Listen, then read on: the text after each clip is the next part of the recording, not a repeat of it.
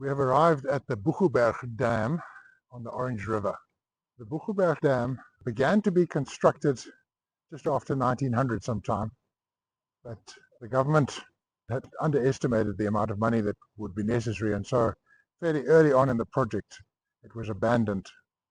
Dr. Smart in 1907 was the Commissioner for Public Works, and he reported to Parliament that £7,500 had already been spent on this project, and that they couldn't afford more, but that the government should return to this when they had more money. Well, the project lay idle all the way through to 1930.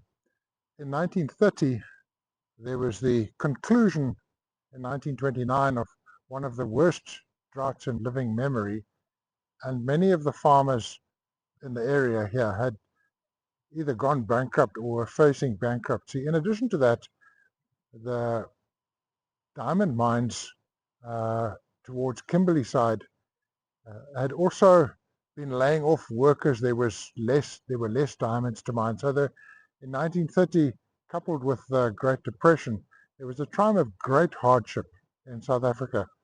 There was a time when many people did not have work and were struggling to make a living.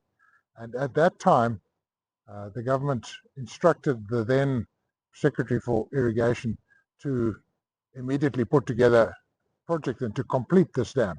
And so I think in 1930 it was that they began to build this dam. It's very pleasant at the moment. I'm going to just circle around for you. I'm not going to point you into the sun because over the water, because you won't see, but right now there's a very pleasant campground here behind me.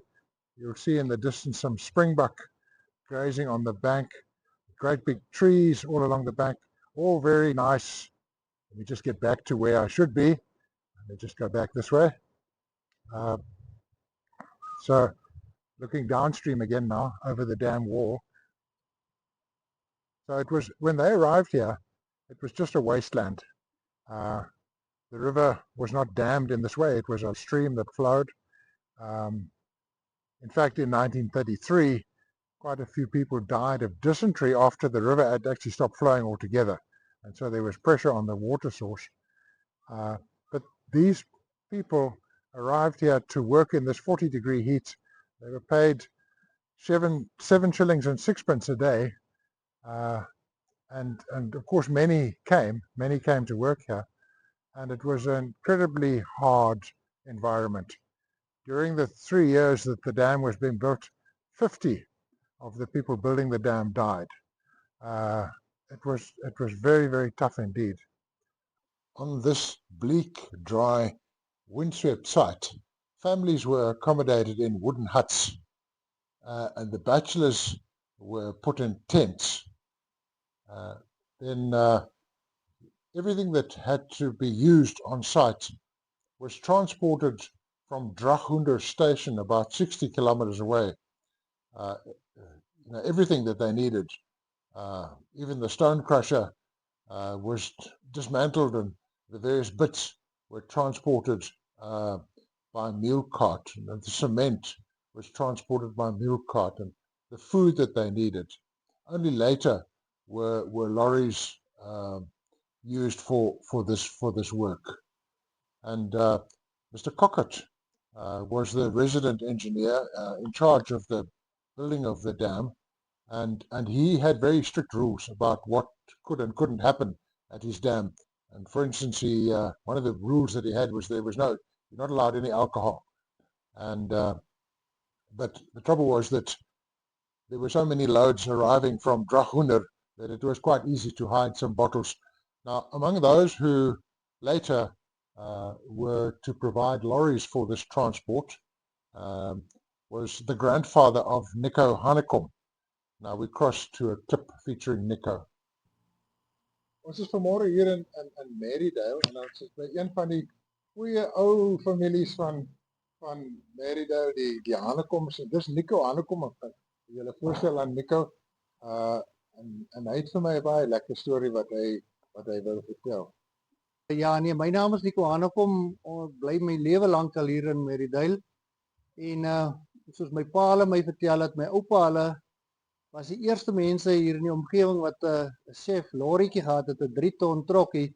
En hy was een van die gelukkige mense wat die kontrak gekry het om sement te voorsien aan die bouery daar by Boegoeberg dam. So hy het dit van Dragoenerstasie af het hulle die sement met 'n 3 ton lorry begin aanry vir die Boegoeberg dam waterskema projek.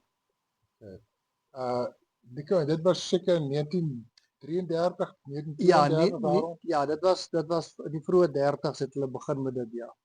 En dit was mos nou maar soos 'n armblank werkskepingsprojek wat die staat hier begin het om water te voorsien aan die laer benede Oranje rivier area.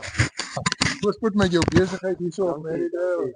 Ek kan sien almal bring hulle goed vir jou om reg te maak. Ja, nee, baie dankie. Okay, thanks Nico. The wall, you can't see it at the moment, but the wall stretches right across the river. It's 620 meters long and it's 10 meters high. And there's an irrigation canal that channels this water that you see in the image here, in the video here, that channels this water almost as far as Uppington. That's a distance of about 100 kilometers. I understand that it's all in production still. There's enough water, the canals are working well, the soil is fertile. So for that period, for about 90 years, it's been a very successful irrigation scheme, unlike some of the others in South Africa. The workers that were employed here were each promised a 5-hectare plot downstream of the dam. The idea was then that they could, once they had constructed the dam, they could continue to make a living for themselves by irrigating some kind of crop on their 5 hectares. So this is the Boegoeberg Dam. We're going to go from here. I'm going to try and get you some shots of the wall itself. Here we are standing looking over the Boegoeberg Dam, the spillway of it. The feature of this dam are the sluices, which can be opened. You'll notice that all the way along the bottom of the dam are sluices. I haven't tried to count them. And this crane, I'll just circle around, this crane rides along the top of the wall of the spillway and is used for opening and closing those sluices. The inlet structure for the canal is, I assume, where that box is. You will see that there is that box. In that area somewhere must be the place where the water is taken that's going to go for irrigation. Just zoom out again. So if I pan around like this, sorry for the sun, got to get round like this to go down. So this is the canal running straight away from us there. So you probably can't see because of the sun, but there is the canal going down. We're going to have a closer look at it now. Here the irrigation water from the river gets fed into this channel. There's a hydraulic jump here, and then I would imagine that this piece that you're seeing in front of you is to allow the water to settle down and drop its sediment and so on. The canal continues to flow alongside this little roadway.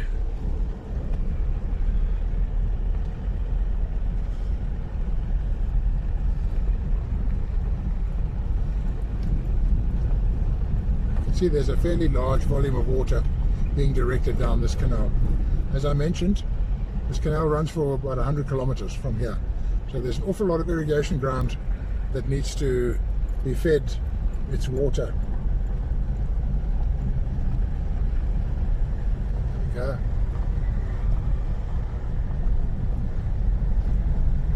This that we're approaching is an interesting structure.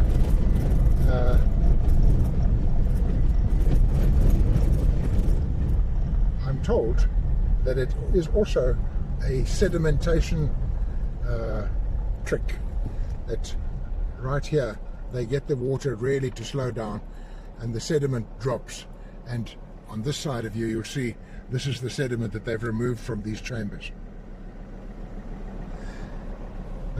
The part that I wanted to tell you about was in the early days, just switch this engine off, in the early days the landowners down this canal, especially in the early days, their lands were newly made and not quite level, and so they needed sometimes a larger amount of water than had been allocated them, and apparently there was quite a bit of bribery of the water bailiff to allow them to get enough water to properly irrigate their slightly uneven fields.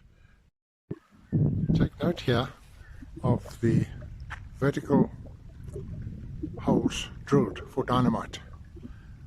This was done by hand.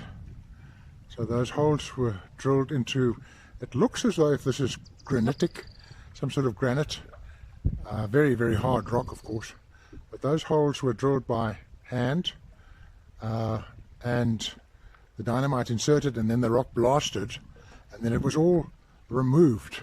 This whole section along here, you can see that the canal has been chased into the rock, into the cliff face as it were, to make space for it, and all the debris of course is on the road. The roadway and the bank here for the canal has been formed from the debris that comes out of the hole that was made.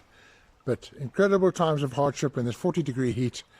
Here these people were digging by hand and drilling by hand into this rock. We are now perhaps about 10 kilometers down from the dam, and here you will begin to see how the irrigation water has been deployed. The river itself is way over there where those gum trees are. Just zoom there for you. There where the trees are, that's where the river is. And then there's all this, there's some grapevines here. I see lucerne growing. There's some fruit trees, very highly productive. With the Boegoeberg scheme, the engineer in charge of the entire scheme was Mr. K.R. Shand. We know that on the ground, actually at the dam site, Mr. Cockott was the resident engineer, but it would appear that over him was Mr. Shand, and Mr. Shand was the engineer in charge of the building of the Graaff-Reinet Dam from 1920 to 1925, and in a report dated in 1930, Mr. Shand is reporting that there are 118 miles of canal to be built, and that the fall of the canal will be 1 in 3,333 and a third. That will then give water speed of around about 2 foot per second. That speed of 2 foot per second would enable the canal to have earth-lined canal, not a cement-lined canal. The water speed is slow enough not to cause erosion. We are here in Boegoeberg now. I just want to draw your attention to the rivets on these sluice gates. So these are still the original sluice gates. Anything that was installed after 1907 would not have rivets in it. So these sluices have obviously been well maintained, and here they are. And I want to make the comment that the engineering in 1900 was pretty sharp, because you will notice that over a distance of about 20 kilometers now, from the dam to Boegoeberg, I would guess is 20 kilometers, maybe more. The canal is still flowing at a distance of about 10 inches below the lip. It started like that and it's still going like that. So the guy who used his dumpy level to lay out this canal did a very fine job. Another point of interest, having just gone through Boegoeberg, is that we've now got to the Sisson-Saldanha iron ore train line. Special train line that was built here so that these very long and heavy ore trains could go directly to the loading terminal at Saldanha Bay. What's interesting to note about this line is that it's a heavy-duty line, so the locomotives are equipped with bigger motors, different motors. The electricity supply to this is a 50 kilovolt, 50,000 volts instead of the normal 25,000 volts. And so this is the Sisson-Saldanha iron ore train line. We're now 90 kilometers from Uppington. This is a balancing dam. So the canal is just there where you see that little bit of concrete work. Let me zoom in for you. There's the concrete work. The canal's just there. This is a balancing dam. When you've got a canal that's 100 kilometers long, you need to have a little bit of extra capacity along the way somewhere, and this is what provides that. So if people downstream suddenly start drawing a lot of water, the water from this dam will run into the canal and refill it. So the balancing dam that's between Groblersdal and Uppington. We're standing next to the canal here. We're about 30 kilometers outside Uppington. You can see the width of the canal seems to be a little bit narrower than it was earlier, and just showing you one of the splits. So there goes the main canal. Here the sluice has been opened, and there's this flow going off to the sun side here. Flow going off to the lower areas to be irrigated. So just there are little structures like this all the way down this canal. As people take off water for their own use, then less and less water goes on until eventually, quite close to Uppington, there will be just a very tiny flow. I'm still at the same point, about 30 k's from Uppington. If I pan out here, you'll see that there are lands and irrigation and fruit trees. Very big area here.